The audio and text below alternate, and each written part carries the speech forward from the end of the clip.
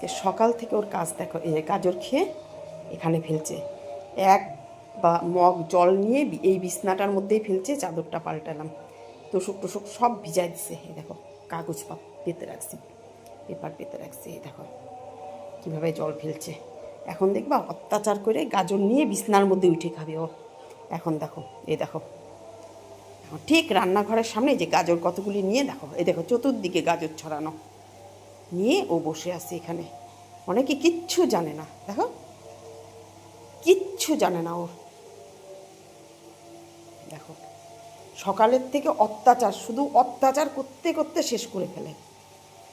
যতক্ষণ মানে ঘুমাইলে একদম ঘুম, আর যখন ঘুমাবে না, যেদিনকা মনে করবে আজকে অত্যাচার করে শেষ করব, সেদিনকা একদম সারাদিন অত্যাচার করবে। এই দেখো কিরে, দেখো তাকাচ্ছে, দেখো